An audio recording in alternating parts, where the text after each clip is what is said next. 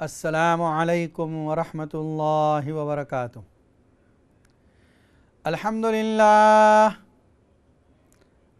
للہ الذی قدرنا فی سابق علمہ بالعدل والاحسان، رب العالمین الذی ربنا فی الدنیا بنعیم الآوان، الرحمن الرحیم فی القبور والدیدان، مالک یوم الدین یحکم فیہ بالعدل والفضل والبرہان، ایاک نعبد حق العبودیت فی کل حین وآن، وإياك نستعين بالاستعانة على الأعداء من كل إنس وجان، اهدنا الصراط المستقيم بالاستقامة على التوحيد والإيمان، صراط الذين أنعمت عليهم من أهل التقى والعرفان، غير المغضوب عليهم ولا الضالين، من أهل الشرك والهواء والعصيان. أما بعد، فقد قال الله تعالى: وَإِذْ بَوَّأْنَا لِإِبْرَاهِيمَ مَكَانَ الْبَيْتِ أَلَّا تُشْرِكْ بِي شَيْئًا وَطَهِّرْ بَيْتِيَ لِلطَّائِفِينَ وَالْقَائِمِينَ وَالرُّكَّعِ السُّجُودِ. صدق اللہ العظیم۔ ناظرین کرام، اس وقت آپ دیکھ رہے ہیں اقرا ٹی وی پر لائیو Q&A کا پروگرام۔ یہ پروگرام منڈے ٹو فرائیڈے اسی وقت نشر ہوتا ہے، اور پروگرام کی ترتیب سے بھی آپ سبھی حضرات واقف ہیں۔ پہلے آدھا گھنٹے میں کسی موضوع پر گفتگو کی جاتی ہے، اور اس کے بعد 1 گھنٹہ آپ کے لیے لائیو کالوں کا سلسلہ جاری کیا جاتا ہے، جس میں آپ دینی سوالات کے جوابات یا اپنی پریشانیوں کا حل، یا آج وینسڈے ہے تو خواب کی تعبیرات پوچھ سکتے ہیں۔ انشاءاللہ قرآن و سنت کی روشنی میں آپ کے سوالات کے جوابات دیے جائیں گے۔ سورہ حج کے بارے میں گفتگو چل رہی ہے۔ حج اسلام کا ایک اہم فریضہ ہے۔ 2 قسم کی عبادتیں ہیں۔ کچھ عبادتیں فزیکل جسمانی ہیں، جیسے نماز ہے، روزہ، اور کچھ عبادت مالی ہیں، جیسے صدقہ ہے، زکوٰۃ ہے۔ حج ایک ایسی عبادت ہے جس میں دونوں چیزیں شامل ہو گئی۔ جسمانی طور پر مشقت برداشت کرتے ہیں، اللہ کے گھر تک جاتے ہیں، مخصوص دنوں میں مخصوص اعمال کو کرتے ہیں، اور مال بھی خرچ ہوتا ہے۔ تو گویا یہ مجموعہ ہو گیا مالی اور جسمانی عبادت کا۔ دوسری ایک وجہ لکھی ہے کہ اللہ تعالیٰ کی جو صفات ہیں ان کو اگر تقسیم کیا جائے تو 2 قسم کی صفات ہیں، یا تو جمالی صفات یا جلالی صفات۔ جمالی صفت جیسے الخالق، الرازق، المحسن، المنعم، الغفار، مغفرت کرنے والا، پیدا کرنے والا، احسان کرنے والا، رزق دینے والا، شفقت مہربانی کرنے والا، الرحمن۔ اور ایک جلالی صفات ہیں القہار، العزیز، الجبار، المتکبر، سریع العقاب، شدید العقاب، سریع الحساب، حساب لینے والا، عذاب دینے والا، انتقام لینے والا، تکبر کرنے والا، زبردست، غالب۔ یہ جلالی صفات ہے۔ جلالی صفات کے تحت ایک عبادت فرض ہوئی، اور وہ نماز۔ جس طرح غلام اپنے آقا کے سامنے کھڑا ہوتا ہے، بندہ رب کے سامنے ہاتھ باندھ کر کھڑا ہوتا ہے۔ جس طرح غلام اپنے آقا کے آگے سر جھکاتا ہے، بندہ اپنے رب کے سامنے سر جھکاتا ہے۔ جس طرح غلام اپنے آقا کے سامنے کسی بات کے کہنے سے پہلے اس کی تعریف کرتا ہے، بندہ رب کے سامنے پہلے الحمدللہ رب العالمین کہہ کر اس کی تعریف کرتا ہے۔ اور جمال کے تحت ایک عبادت فرض ہوئی۔ جمال جو اللہ کی صفات مہربانیاں ہیں، اور وہ عبادت ہے حج، کہ بندے کو رب سے جو تعلق ہے، محبت ہے، اس کا اظہار کیسے کریں؟ فرمائے حج کے ذریعے ہوگا۔ تو دو عبادت، اصل عبادت، بنیادی عبادت نماز اور حج۔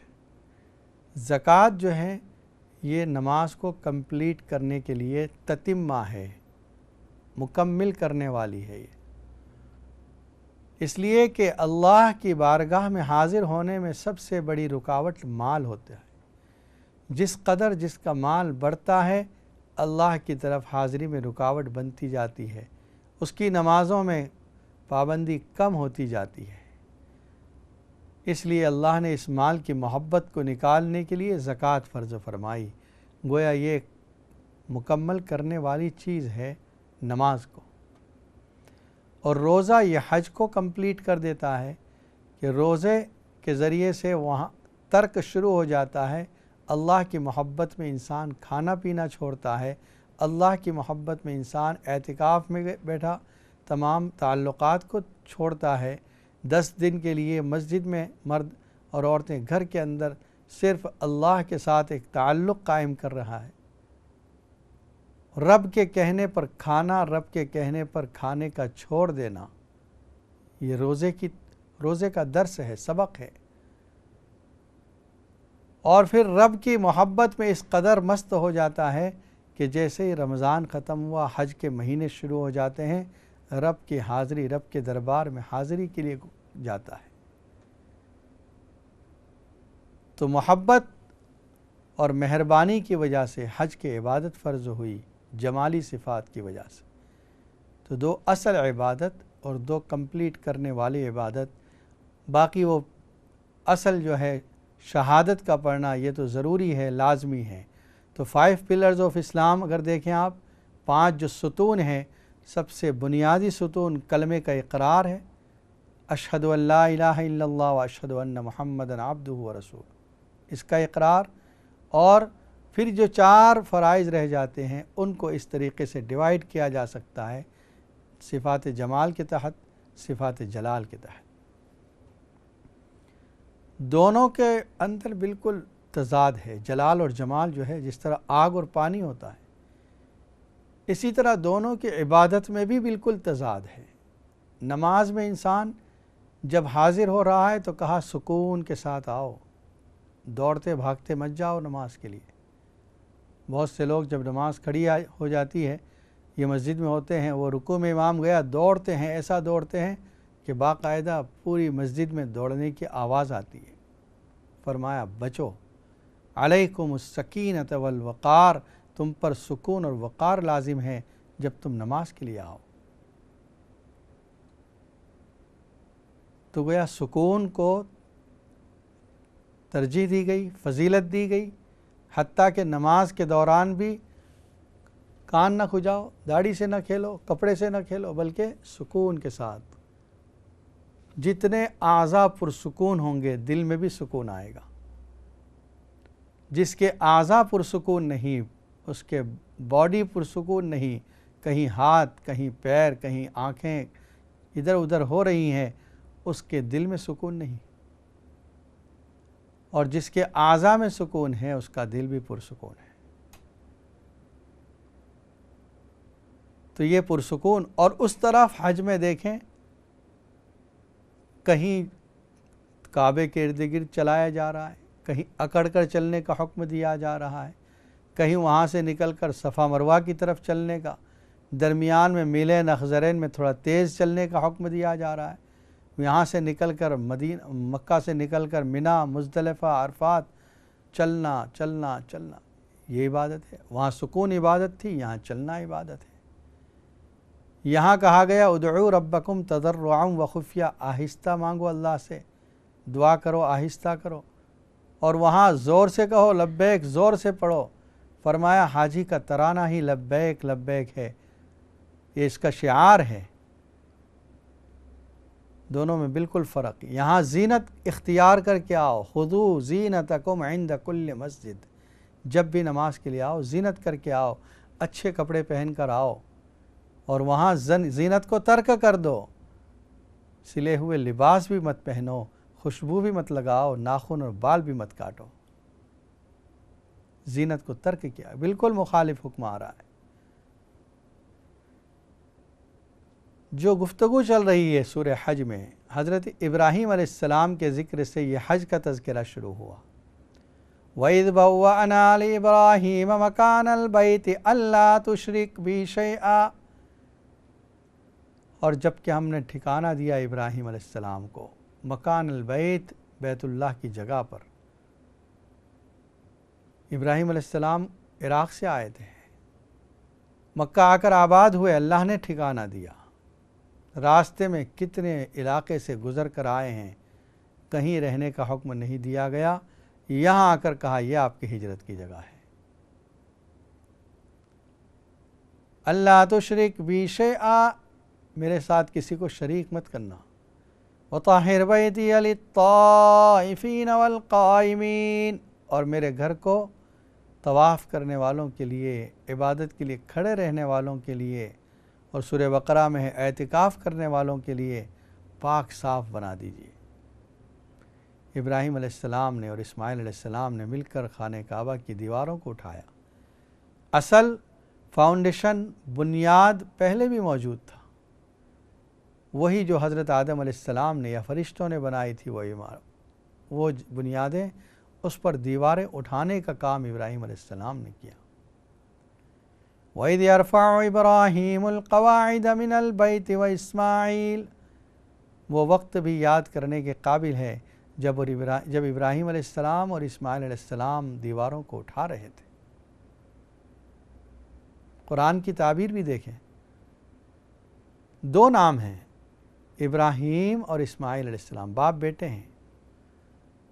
ये भी ताबीर हो सकती थी वइज़ यरफ़अन इब्राहीम व इस्माइल अल क़वाइद, कि जब दोनों उठा रहे थे इब्राहीम और इस्माइल दीवारों को। लेकिन कुरान के अंदर जो आयत है वइज़ यरफ़अु इब्राहीमुल क़वाइद मिनल बैति व इस्माइल, वो वक्त याद करने के काबिल है जब उठा रहे थे इब्राहीम अलैहिस्सलाम बैतुल्लाह की दीवार को और इस्माइल अलैहिस्सलाम। ये ताबीर का क्या फ़ायदा हुआ? फ़र्क ये हुआ, पहली ताबीर अगर ये आयत होती वइज़ यरफ़अन इब्राहीम व इस्माइल, इसका मतलब दोनों इक्वल काम कर रहे थे, और इस ताबीर में यह है कि हकीकत में इब्राहीम अलैहिस्सलाम काम कर रहे थे, इस्माइल अलैहिस्सलाम उनकी मदद कर रहे हैं। तो असल मेमार जो है वो इब्राहीम अलैहिस्सलाम है, इसलिए कि बड़े हैं, और इस्माइल अलैहिस्सलाम की उम्र छोटी है, सिर्फ हेल्प कर रहे हैं उनकी।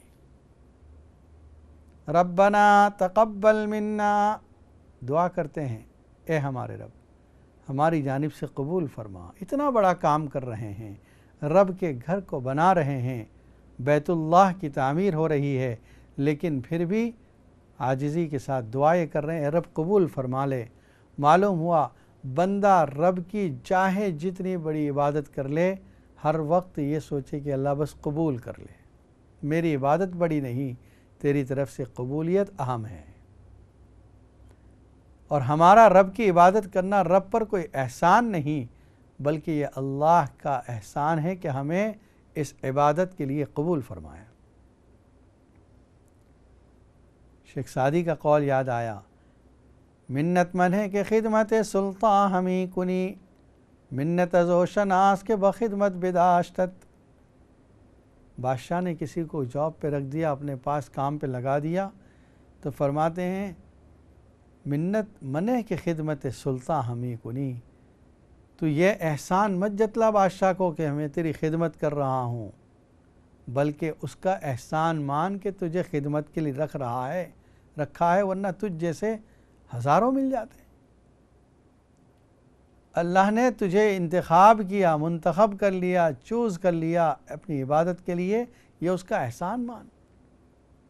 बहुत से वो लोग हैं जिनको कभी सजदे की तौफीक नहीं हुई, कलमा पढ़ते हैं, नाम मुसलमानों का है, लेकिन कभी मस्जिद में हाज़िरी की तौफीक न हुई। साल के साल गुज़रते जाते हैं, लेकिन कभी रमज़ान में रोज़ा रखा, بلکہ بہت سے تو ایسے ان کو پتہ بھی نہیں کہ رمضان کیا ہے، کب آئے کب چلے گئے۔ یہ اللہ کا احسان ہے کہ اللہ نے ہمیں اس کی عبادت کی، اطاعت کی، نمازوں کی، روزوں کی، زکوٰۃ کی، حج کی توفیق عطا فرمائی۔ تو حضرت ابراہیم علیہ السلام کو حکم دیا جا رہا ہے کہ میرے گھر کو پاک صاف رکھنا، یہاں قیام کرنے والے قیام کریں گے، اعتکاف کرنے والے اعتکاف کریں گے، طواف کرنے والے طواف کریں گے۔ حدیث میں ہے اللہ کی 120 رحمتیں ہر وقت خانہ کعبہ پر نازل ہوتی رہتی ہیں۔ 60 ان کو ملتی ہے جو وہاں طواف کر رہے ہوتے ہیں، 40 ان کو ملتی ہے جو وہاں نماز پڑھ رہے ہوتے ہیں، 20 ان کو ملتی ہے جو صرف زیارت کر رہے ہوتے ہیں، دیکھ رہے ہوتے ہیں۔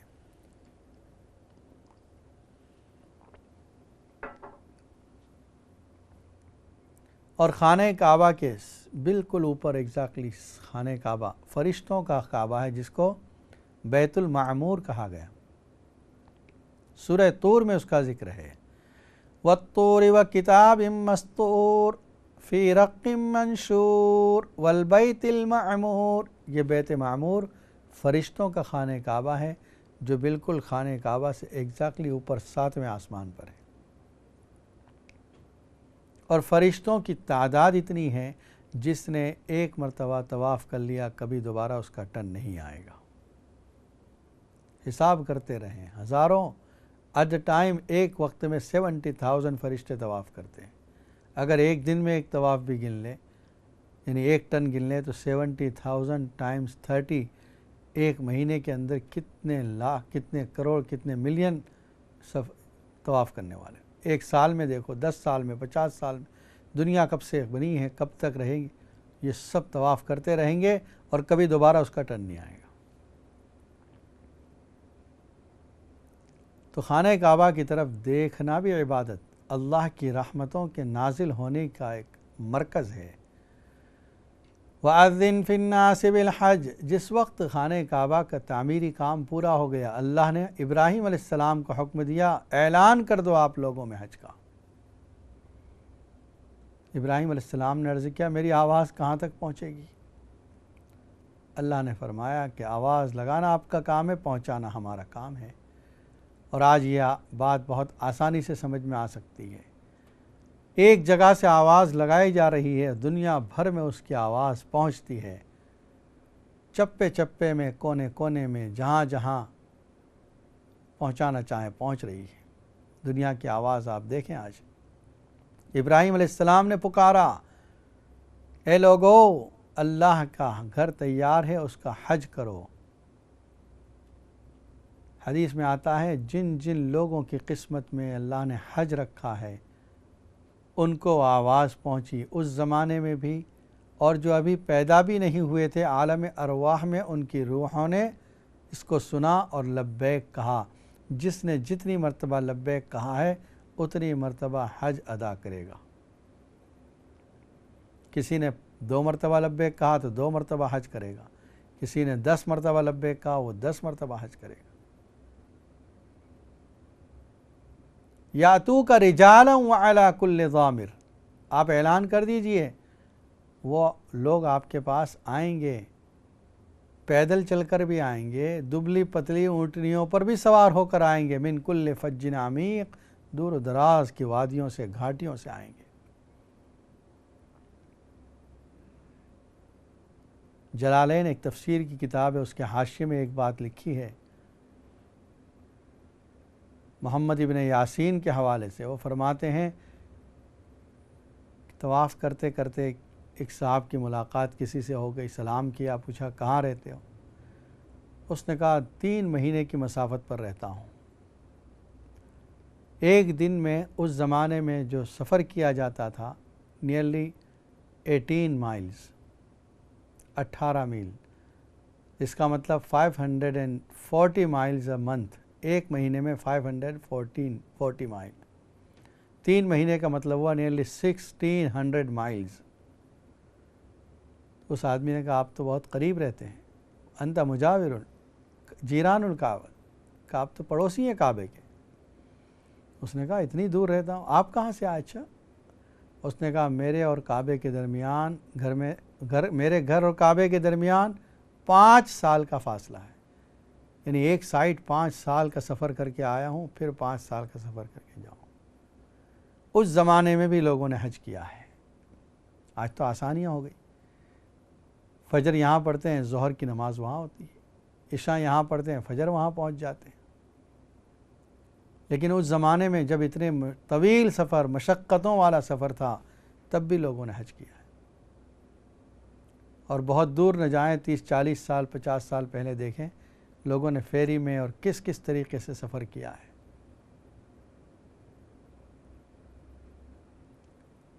یاتین من کل فج عمیق، دنیا بھر سے آپ کے یہاں پر پہنچیں گے حج کے ادا کرنے کے لیے.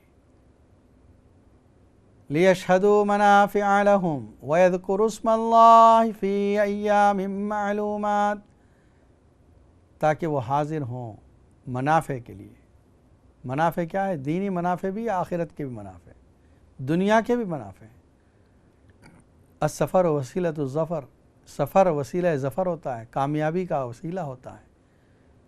سفر کرنے سے تجربات حاصل ہوتے ہیں. سفر یسفرو کے ایک معنی روشن ہونا بھی ہے. دنیا بھر کی حالتیں آپ پر روشن ہو جاتی ہیں، واضح ہو جاتی ہیں حقیقتیں. تو یہ دنیاوی کے فائدے ہیں. آخرت کا فائدہ ظاہر ہے. حج کرنے کے بارے میں فرمایا نبی صلی اللہ علیہ وسلم نے، من حج ولم یرفث ولم یفسق رجع کیوم ولدتہ. جس نے حج کیا، نہ اس میں کوئی گناہ کا کام کیا، نہ اس میں کوئی فسوق کیا، کوئی اللہ کے حکم کی نافرمانی نہیں کی، حج سے ایسے واپس آتا ہے جیسے آج ہی ماں کے پیٹ سے جنا ہے، بالکل پاک صاف ہو کر. اور فرمایا الحج المبرور لیس لہ جزاء الا الجنہ، حج مبرور کا بدلہ جنت کے سوا کچھ نہیں. اور حج ادا کرنے پر فضیلت اور نہ ادا کرنے کی وعید بھی ہے. فرمایا نبی صلی اللہ علیہ وسلم نے، جس نے افورڈیبلٹی کے باوجود حج نہ کیا، یعنی جو حج کے لیے جا سکتا تھا، پیسہ ہے، پھر بھی حج نہ کیا، وہ چاہے یہودی ہو کر مرے چاہے نصرانی ہو کر مرے، گویا اسلام کا اس سے کوئی تعلق نہیں. دیکھیے قرآن مجید میں نماز نہ پڑھنے والے کو مشرک بتایا گیا. وَأَقِیمُوا الصَّلَاةَ وَلَا تَكُونُوا مِنَ الْمُشْرِکِينَ، نماز قائم کرو، مشرکین کی طرح مت ہو جاؤ.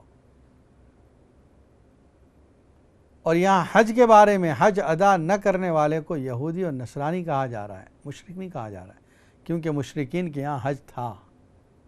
مشرکین نماز نہیں پڑھتے تھے، اور یہود و نصارہ کے یہاں نماز تھی، حج نہیں کرتے تھے. اس لیے اگر تینوں چیزوں کو جوڑا جائے، قرآنی آیت کو اور اس حدیث کو، پتہ چلتا ہے کہ مشرکین کے دور میں، مشرکین نبی صلی اللہ علیہ وسلم کے دور میں اور اس سے پہلے بھی حج ادا کیا کرتے تھے، لیکن نماز نہیں تھی. وَمَا كَانَ صَلَاتُهُمْ عِنْدَ الْبَيْتِ إِلَّا مُكَاءً وَتَصْدِيَةً. نماز کیا تھی ان کی؟ تالیاں بجانا، سیٹی بجانا، یہ ان کی نماز. اور یہاں پر یہود و نصارہ نماز پڑھتے تھے لیکن حج نہیں کرتے تھے. تو جو حج نہ کرے اس کو یہود و نصارہ کے مشابہ قرار دیا.